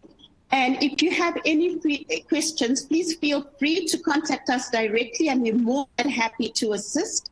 Stay in touch through our social media platforms for the most up-to-date information. Contact me immediately should you wish to sign up, and we really look forward to seeing you in Kigali. Thank you. Thank you, Odie. Thanks, Janice. I think after what you just laid out, all roads lead to Kigali in a few months. But I mean, all roads have led to Kigali now for a long time. So IATF is going to be amazing. It's going to offer something for everyone as far as that person is in the African trade value chain. So we really do look forward to seeing you all there in a few months. At this juncture, allow me to reinvite Dr. Yasmin El Meladi to conclude her presentation, after which I will ask Dr. Elsaya, who I think is now online, to deliver his. So, Dr. Yasmin, over to you now, Madam, for your conclusion. Okay, actually, I didn't finish it yet, so I will start from the slide that have been stopped, which was talking about the logistics hub. That they are a key network nodes in which transport modes and the logistics solutions are coordinated together and integrated together in order to be able to facilitate the movements of goods from origins to destination. And that this logistics hub, they are based on three main components about the assets sharing among the logistics service providers. The provision of the value-added services is just, as I mentioned before, like labeling, like packaging, to be sure that the goods are in order condition. Also, it's very important to have a collaboration among the stakeholder in order to facilitate the operation and to facilitate the movement and the management of the goods from one point to another point. So global operation actually demand the global logistics network in order to construct cost-efficient and customer-driven supply chain. It's very important because it is support the industrial and the commercial operation, flow of goods and information across the local, regional, and international borders. So logistics hub actually, they are very important because they allow logistics service to improve the logistics service and also to reduce the cost and to reduce the lead time between for the movement of goods from one country to another. So by establishing actually logistics hub, countries can attract foreign investments to its countries because logistics hub is consolidate the material flow coming from different origin.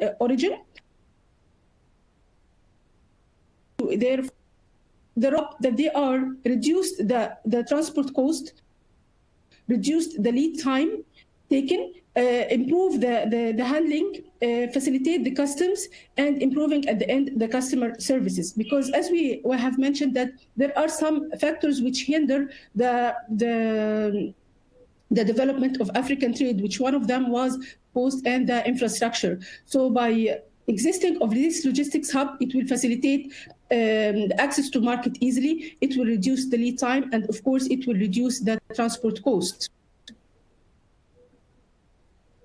However, in order to operate logistics hub, we need a cooperation between the government and the public sector. The government and the private sectors are complementing each others, and without the support of these two sectors, we cannot operate a logistics hub efficiently. For example, from the government support, we need them to improve the infrastructure with reference to rail, road, ports, inland waterways. We need also to improve the legal infrastructure. We need to improve the customs and the facilities between, the borders between countries. We need the support of regulation, and also government can support providing the reliable legal structure for. So also by the government, it will improve the educational opportunities and create it. These are from the government point of view. And from the private point of view, the private cost-effective manner, investing in personnel and systems, providing reliable services, improving and integrating cooperation among the stakeholders, and provide end-to-end transport and storage services. So as we can see here that these two sectors, they are very important to cooperate together because, as we said, that they are complementary to each other. And they will assist in operating the logistics hub successfully. So what are the challenges that face transport and logistics in Africa? So as we can see here that we face a major problem, which is the higher cost of logistics. In some areas of the continent, the transport costs account higher trade barrier than the import tariff or any other trade restriction. So the cost of moving goods in Africa is on average estimated to be 3 times higher than in developed countries. And the transport cost represent a very huge amount, like 50% to 75% cost of the retail price of goods. So as we can see, if we try to reduce these costs, we are going to be able to be competitive with our products, because the most problem to our product is the higher cost because of the transport and logistics cost. So for African countries, the community, the logistics cost range between 1.7% to 2.8% of the gross domestic products of these economies. So we can say that even a single reduction in the inland travel between countries could lead to a reduction to 6 to 8%. Could the export. So if we can reduce the time, the export rate among the countries, which would have taken place with like 1.5% cut in the import tariffs of the country. So as you can see here that in order to enhance our logistics, we have to be sure about customs, about the infrastructure, the quality of the infrastructure, about the time, in order to be sure that these are factors, they are complementing each others. And as we said that when we said about the logistics index performance, that they are depending on 6 dimensions, like the ability to finish customs quickly, the access to inland and waterways and ports quickly, access to the market easily. So these are factors which play a very important role in improving the logistics trade among countries. However, we have some inhibitors, as we said that we have some challenges, and these challenges caused inhibitors to the logistics growth. Like, for example, we are suffering from bureaucracy, we are suffering from corruption, we have a poor quality infrastructure, and also the connectivity linkage between economic centers is poor, and we have lack of integration between economies. So these factors actually are obstacles and hinder the logistics growth, which leads to poor tracking and tracing, bottleneck, problems of custom clearance, poor quality of trade. We have suffered also from time delays and higher inland travel cost. So all these factors are increasing the logistics cost and the transport cost, which hinder our competitiveness with the other countries because of these factors. So what are the opportunities? The opportunities is to improve our infrastructure. The opportunities is to improve our logistics management. The opportunities is to creating, like, as we are going to say, the logistics hub, because of their importance in reducing the lead time between movement of goods. It's has been estimated that 10% drop of by 25%, you can imagine, like a minor drop in cost will increase the trade by 25%. Also, the consumer market offered by the Africa attracts many industrial investors. Henceforth, implanting logistics hub is very promising and very vital. So it is important to position efficiently the logistics hub that will allow to deliver the products in a given area. And as we said that by establishing these hubs, we can increase and improve the accessibility to market, we can enhance the reliability, and we can enhance achieving economies of scale. And of course, we're going to reduce the transport cost. So the competitive advantage derived from a logistics hub, as we can see here, like we're going to increase the reliability, we're going to have access to our hinterland, we will have service differentiation, and also the cost of handling will be reduced, and there will be much more flexibility and adaptability between the shipper and the carrier. So what are the key criteria to say that this integrated logistics hub are operated in an efficiently manner?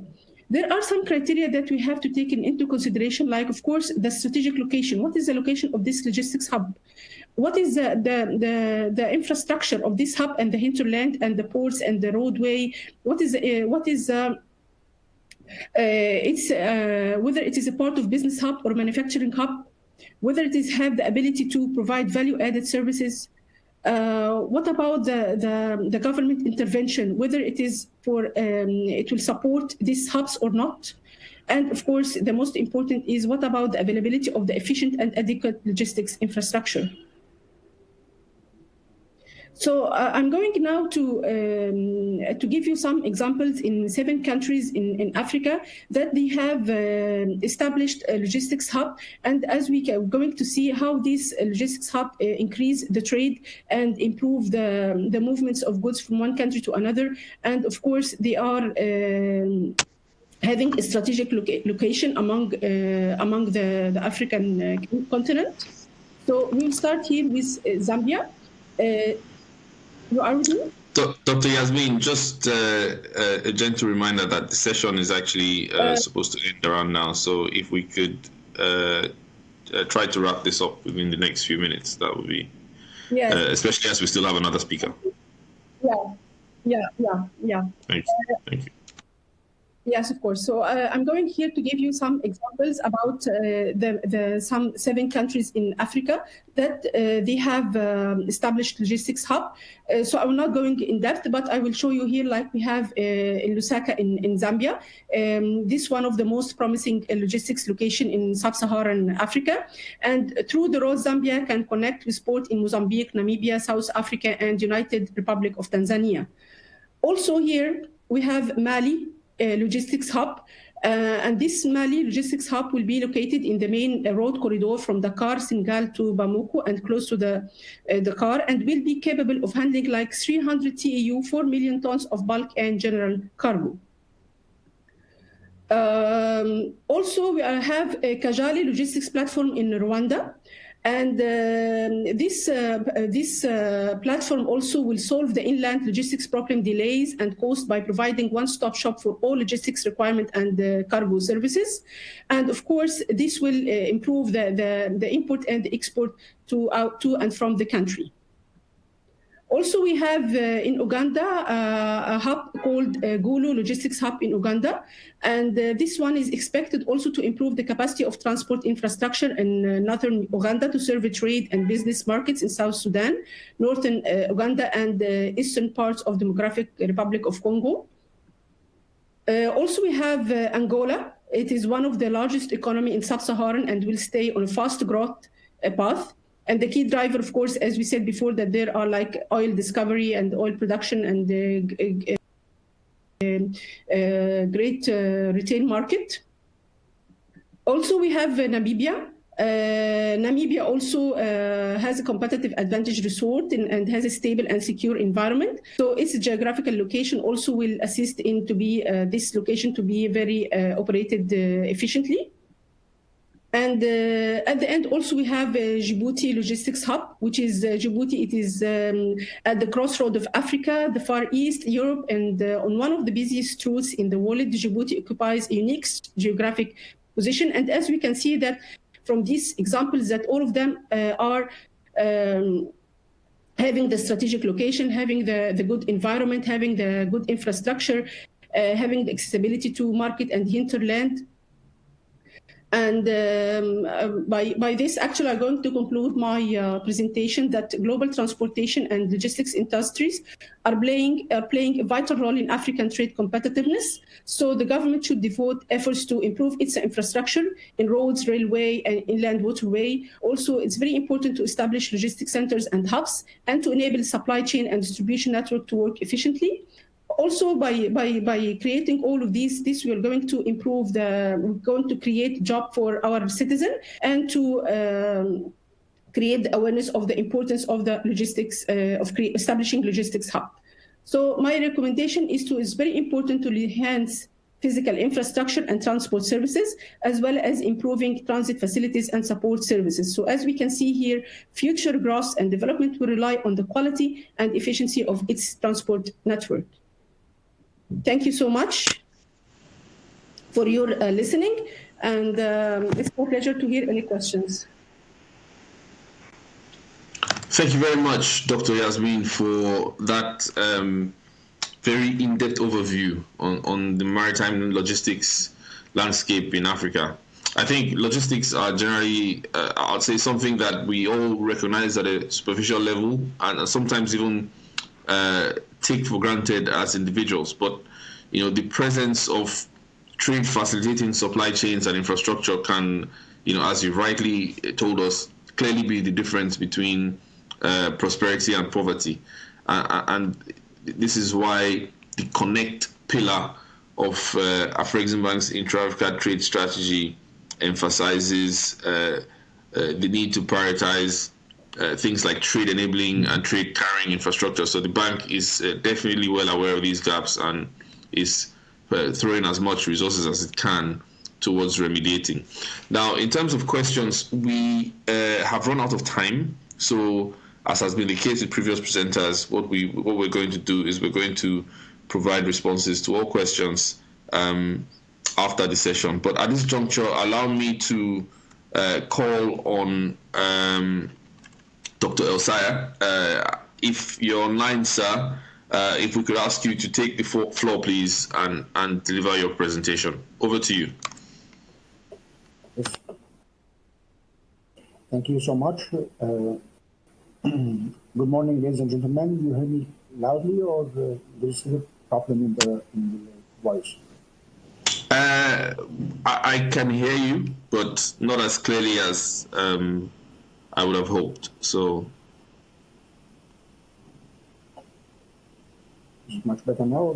It's okay. I think you can start, and if we're struggling, we'll let you know. Okay, thank you. Good morning, ladies and gentlemen. It's a great honor and pleasure to me to participate in such a unique event and workshop. The topic that I'm going to talk about today is the integration among African seaports. Our agenda for today is to give a brief introduction about the present situation and challenges in maritime industry, giving a highlight about the area of study, the African port efficiency, key figures, giving a brief explanation about the different definitions that you are going to use during the presentation, about such as the competition, competitiveness, cooperation, and competition, and then talking about the investment opportunities in international trade and transport in African countries, and finally provide a brief conclusion. As an introduction, and as you all know, globalization has become an unfolding trend in many industries nowadays. The port industry has undergone a rationalization process over the last decade. An increased proportion of port management and operation is being taken over by the global port operating groups, such as P&O, DP, PSA Corporation, and Hutchison Port Holding. This trend towards the globalization of port business can be regarded as a geographical diversification of port operations. Over the course of the 90s, within the African container ports market and the African multi-purpose ports, problems have arisen owing to the infrastructure and congestion. This is highlighted by my colleague, Professor Sanusi and Dr. Yasmin. The most successful port needs further infrastructure modernization, though for different reasons. Large ports to integrate into logistic system, small and medium ports to overcome less efficient and less specialized facilities and offset their weaknesses regarding economies of scale. On the other hand, the low technical efficiency and the fierce competition between container ports presents the major obstacles.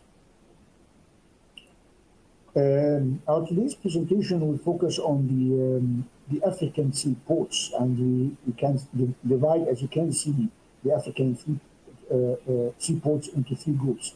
The northern group in the Mediterranean and Atlantic Ocean, the eastern group, eastern ports on the Indian Ocean, and the third group lies on the located on the Atlantic Ocean on the West African side. Let us give a brief explanation about some terminologies that are used in the port economics, and for talking and explaining the port position in the market. For instance, the port competition. Port competition can be defined as a struggling process to maintain customers' market share and hinterland over which ports might have complete or partial control. However, there is a great difference between what is so-called port competition and port competitiveness. The competitiveness of the ports reflects the capability and the ability. It determines the power to compete and relies on own strategies and weaknesses. Nevertheless, the competition reflects action and results. It implies struggle, but does not exclude cooperation, giving the opportunities and threats face the new concept of competition. The question now is,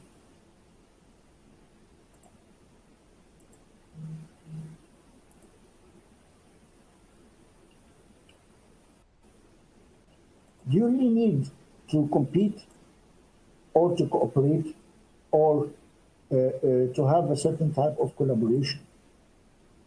So we have three types of terminology that we should highlight. The first is competition, the second is cooperation, and the third is co-opetition.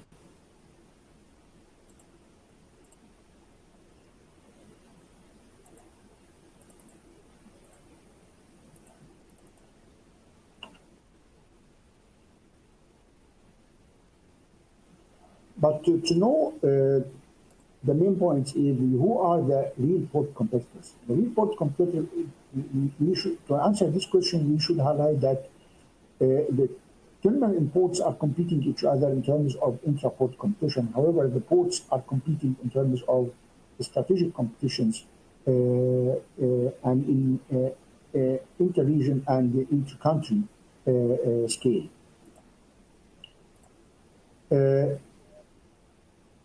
But do you really need to compete or to collaborate? What are the main advantages of collaboration? Collaboration gives us an opportunity to seek out for horizontal as well as vertical collaboration, cooperate to grow the cake, compete on how to slice it, leveraging capabilities and knowledge through collaboration, and share assets in the supply chain where appropriate.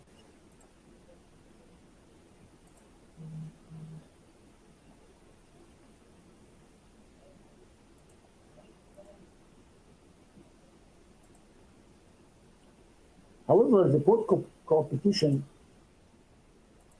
is a completely new terminology.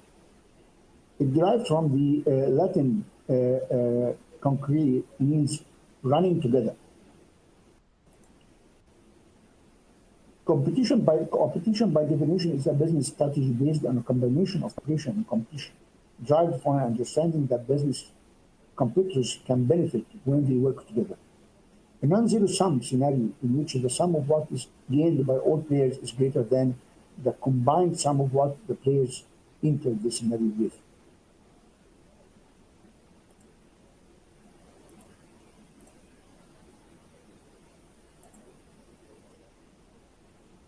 So cooperative competition occurs when companies work together in parts of their business where they do not believe they have competitive advantage and where they believe they can share common costs. Basic premise: cooperation strategy and value creation leverage the alliance partners, partner with other shippers, even competitors, to control logistics and transport costs and load consolidation.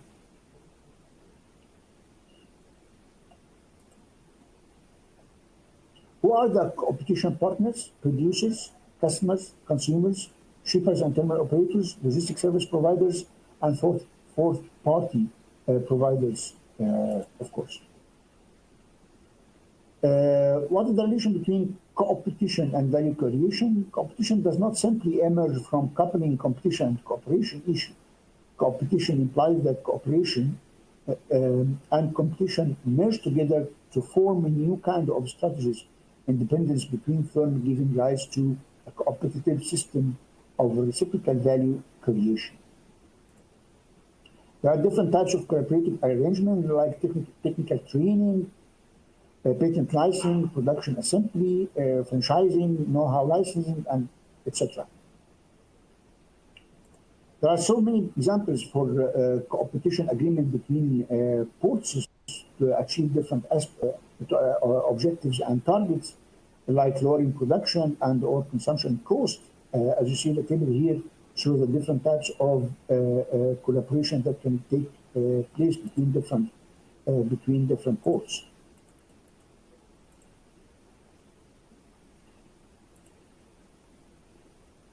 What are the impact of cooperation between seaports on social welfare? Cost and benefit of cooperation business from the economic view give an opportunity for efficiency improvement and cost reduction, prevention of overcapacity, opportunity of risks, economies of scale and scope, and reduction of transaction costs. Second, additionally of competences as to each other competences and encouraging knowledge exchange.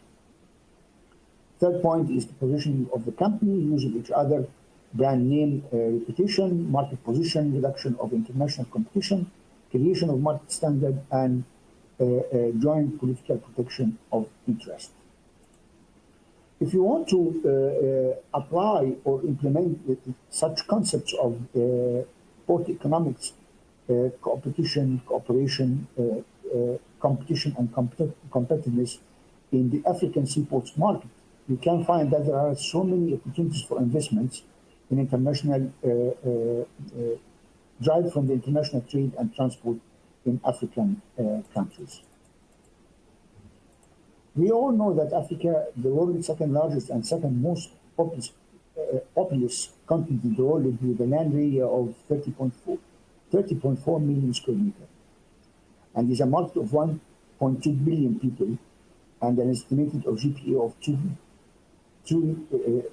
trillion in 2015. According to the Africa Economic Outlook in 2018, real GDP in Africa is estimated to have increased to 3.6% in 2017 from 2.2% in 2016. Africa had the advantage of a young and growing population and is projected to have the fastest urbanization rate in the world.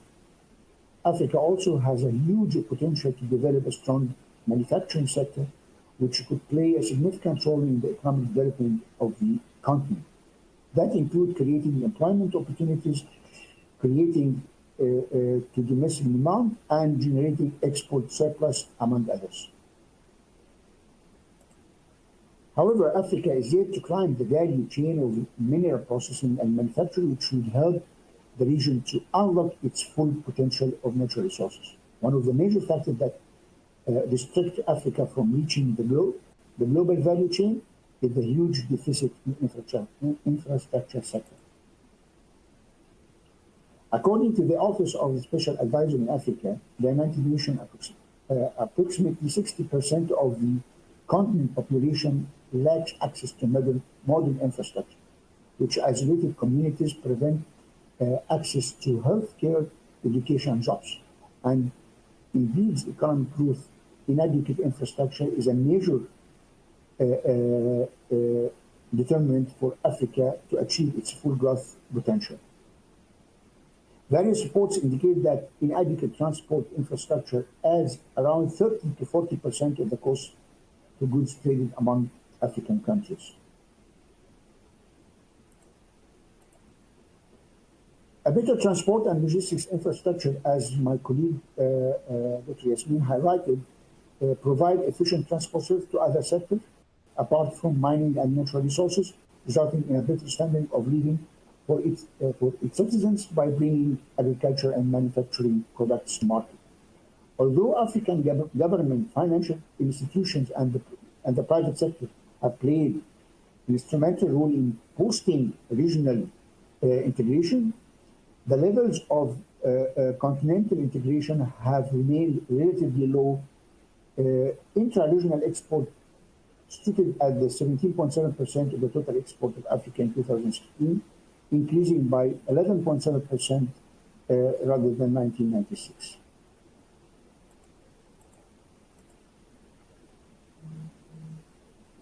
However, before looking for a good investment opportunity, you must first shed light on the infrastructure system in all its branches in Africa, because it's one of the most important pillars of successful investment.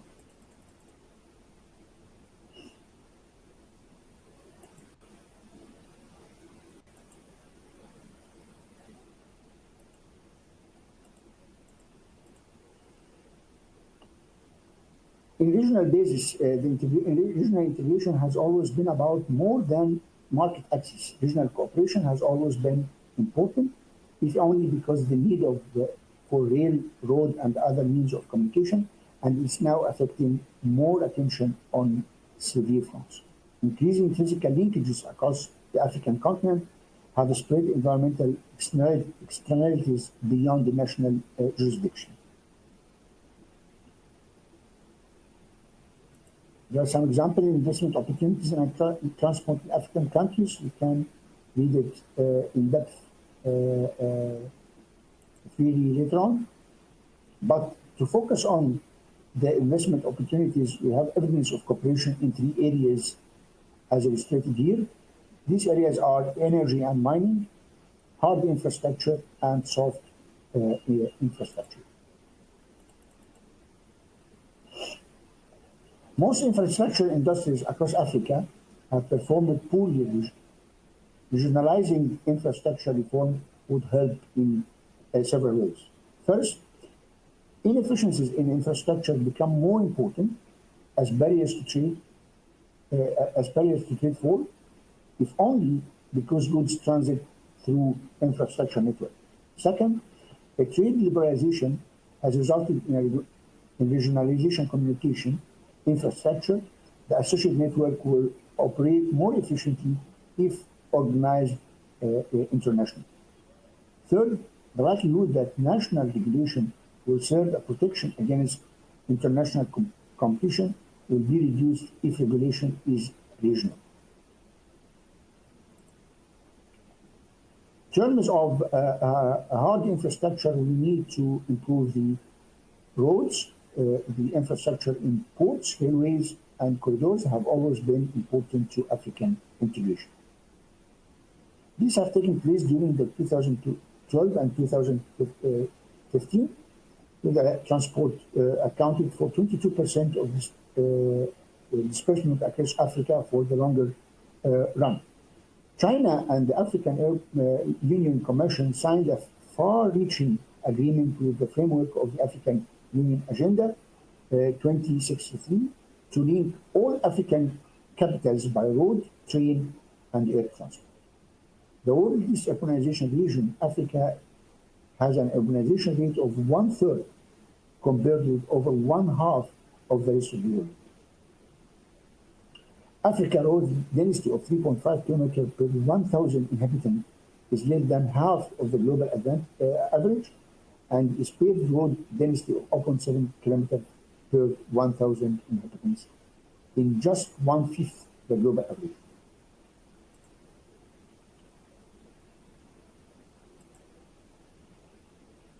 So what are the main components of hard infrastructure? As you can see, roads, rails, railways, and ports.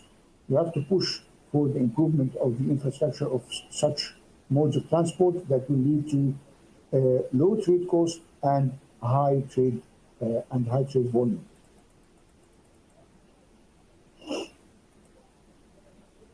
For the in terms of the soft infrastructure, good logistics are necessary to operate the close to seamless transport combined necessary for successful regional integration. Efficient service, including trucking service, freight forwarding, and handling, and smooth internal operations are only necessary. There is strong independence between maritime infrastructure and foreign trade in Africa. Dr. Asaya, can I ask that we start to round up, please, just in the interest of time. I think we have since overrun. So can we ask that we round up the presentation within the next couple of minutes, please? Okay, just a couple of minutes. Thank you. So for the maritime infrastructure, superstructure, and the cooperation opportunities in Africa, we just want to know that African ports face challenges like underdeveloped infrastructure, insufficient operation, underdeveloped basic ports and hinterland, usage of outboard equipment, low-level automation, container and cargo theft resulting in significant revenue losses. African ports currently handle only 7.2% of the worldwide seaborne cargo traffic and 4% of the global traffic in container traffic. But let us, for the sake of time, have focus on what are the opportunities for the ports in Africa and what are the steps that has taken place by some ports in Africa. In Eastern Africa, Norman Togo has emerged as the leading hub port. It's followed by Point Noir in Congo and Rwanda, and Angola, supported by modernization effort and benefiting from the congestion at the port of Lagos in Nigeria, and Lone Port has been rapidly expanding in recent years. This is from the Minor Shipping Connectivity Index in 2020. There are some examples that you can read in depth after this, later on this, after this workshop, like some investment that have taken place in Durban in South Africa, Abidjan and in Ivory Coast have the same investment in infrastructure and superstructure in order to be a link for the international trade. Mombasa in Kenya have a huge investment in ports nowadays to be a main hub in the Eastern Africa. Port of Djibouti as well has a sort of investment in collaboration with China and DP World. Lagos in Nigeria has the same investment for infrastructure and superstructure in order to be the main hub port in West Africa.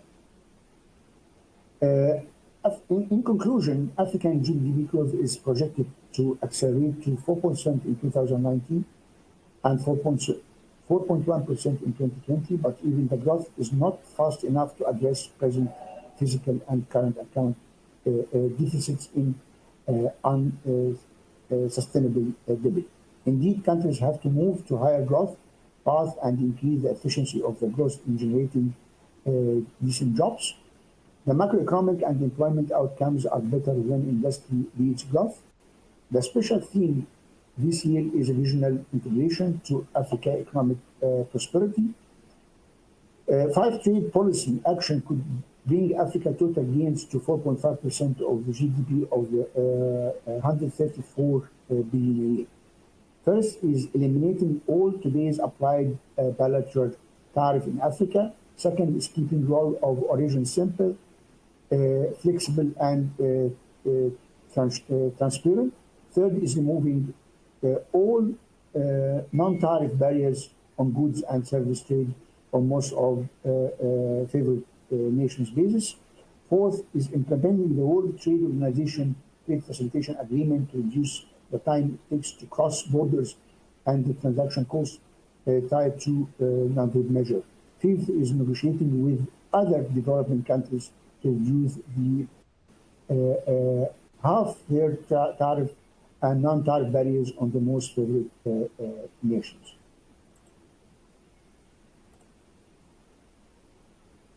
In short, we do not need more competition in absolute terms. We need more cost-efficient competition in the framework of globalization as well and response to modern logistics system requirement.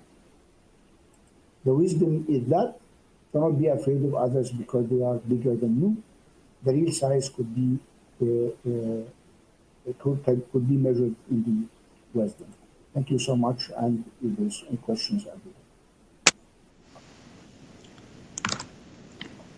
Thank you so much, Dr.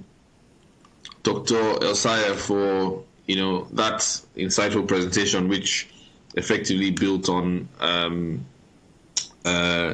the intervention from your colleague and the previous presenter, basically emphasizing the role that logistics infrastructure will play in regional integration.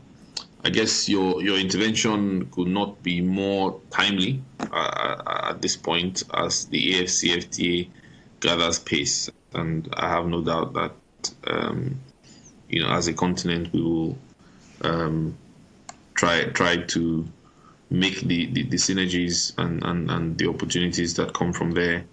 We'll try to manifest them into reality, if I put it that way. We've since run out of time, as I've said on a number of occasions. So all questions will be answered after the webinar. So please bear with us in that regard. So at this juncture, it's just for me to say thank you. Thank you all for your participation in what has been yet another insightful webinar. Special thanks to our partners, the Arab Academy for Science, Technology and Maritime Transport, and to all the presenters who took time out today from their busy schedules to be with us here and to share their knowledge and to highlight opportunities for collaboration. Let me take the opportunity to remind everybody about IATF 2021. It is scheduled to take place in Kigali, Rwanda from the 6th to the 12th of September. Yeah, I look forward to welcoming you all there. But between now and then, stay safe and take care. Thank you very much.